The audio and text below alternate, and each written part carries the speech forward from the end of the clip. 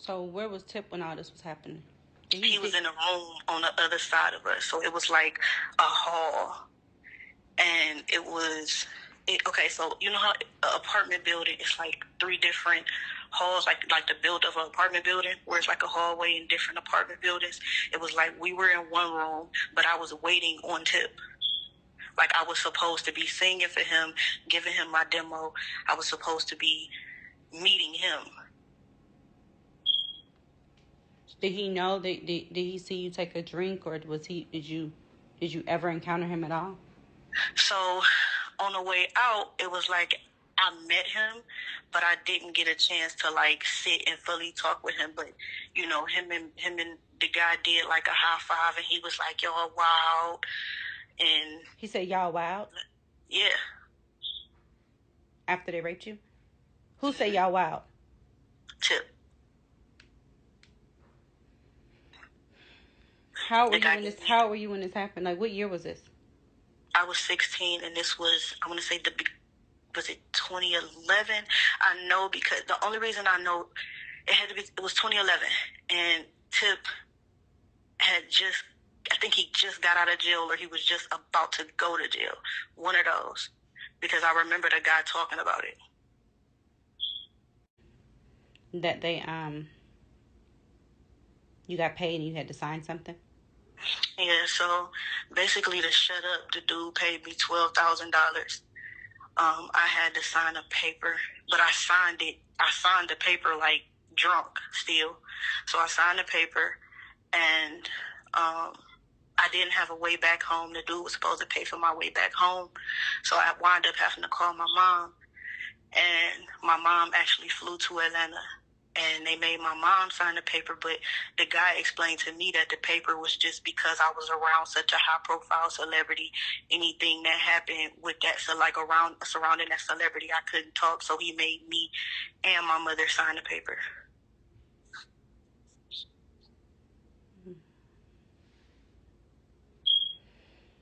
Anything else you want to say? Like, anything else you want to say?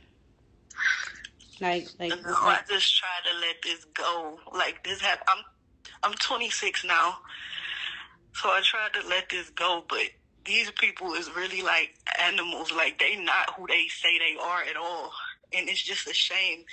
And just Sabrina, with you alone, like I'm seeing all of this stuff happen, and these people don't believe you, and it's like they don't know who these people are behind closed doors. Like these people ain't who they supposed to be. Did you ever bring to his attention that this happened to you that day? No, I never. No, but I did talk to the guy, Brandon, afterwards, and he told me that it's a good image or a good look for me to say I had somebody like him. And basically, if I spoke out, like, it'll ruin my business. Like, it'll ruin me.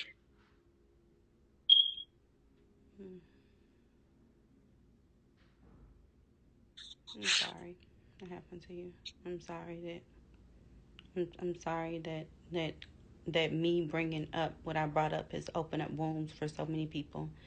The young lady who, dealt with the kidnapping, she's coming on live in a minute. You and, like, I know a lot of y'all are scared to speak out and all this kind of stuff, but, like, don't be scared. Don't be scared. Don't be scared. It's like these people, because they such high profile celebrities, it's like these people is animals, man. Like, and people don't believe it because we normal folk, like we regular people. So they make it seem like, oh, she doing this for clout, or she doing it. Who the hell gonna lie about rape? Like, I was 16, they drugged me.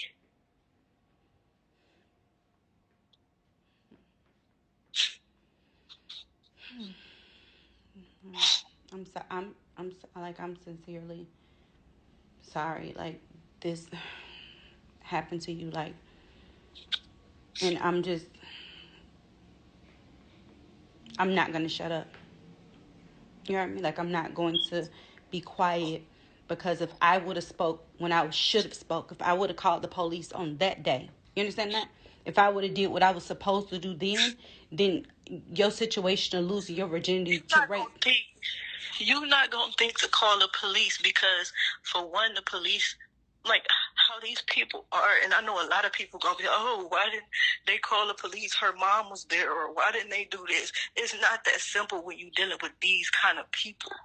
It's not that simple. These people are like master manipulators. They will make it seem like they'll ruin your whole entire life, and these are millionaires. I'm broke. I'm the girl from the project that was just trying to make, you know what I'm saying? I'm trying to make some of herself. I'm not no damn millionaire. So if a millionaire tell me I'm going to ruin you and your family and I'm the breadwinner for my family, my mama got stage 4 cancer. So at 16, I've been taking care of myself and my family since I was 16 years old. So, of course, if they tell me, oh, I'm going to ruin you, or I'm going to do this to you, or I'm going to do that, you're not going to think, let me call the police, because you're going to think, I got to eat, I got to feed my family, I got to do this. These people going to cause hectic. I can't afford to go to war with them. And that's exactly what I did after what happened to me. I went to war with them. That's exactly what I did. It took me years to get to this space to even just be able to say, you know something, this happened to me, and you know, and it was by no stretch of imagination rape, but nonetheless, I'm saying a violation of me, a violation of my life, and so. From that day forward, I've never taken another drink in my life. Like, that day changed me, even still as an adult. Like, I've never taken it. I don't.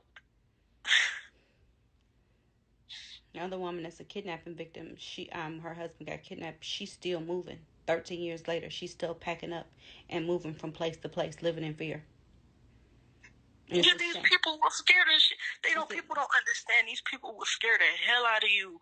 Like, the way they threaten you, they bring out all this paperwork. Just picture being a young girl that's just trying to make something of herself, and these people do something so wrong to you, just violate your whole existence as a human being. And then they throw these papers at you. Don't do this. I'm going to ruin you. Don't say this. I'm going to do this to you. Or, it's a good look for you to do this with me. And I'm just this big guy. Or I'm this person. I'm going to end you. I'm going to destroy you as a whole, as a person. And you the main, provider of your family. Like, you're not going to jeopardize that. You going to swallow it.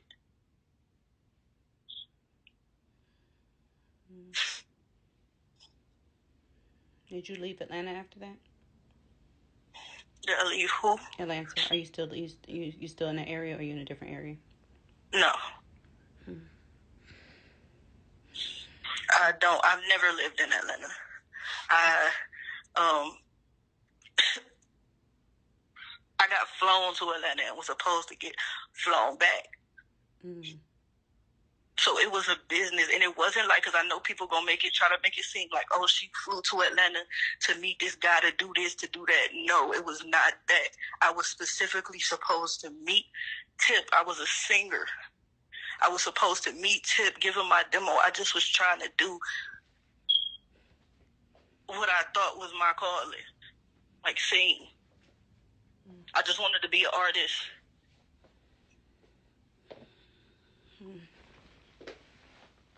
Well, I'm gathering, like,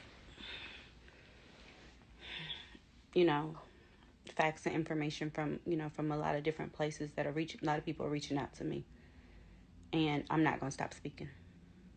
Please don't. We need you.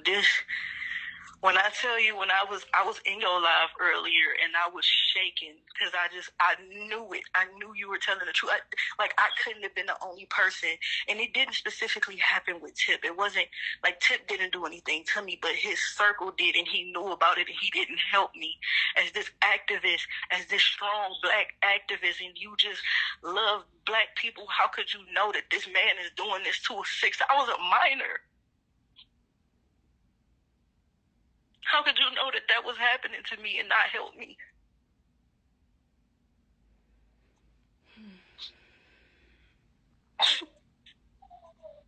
I'm 26 and it still hurts to this day. I'm 26.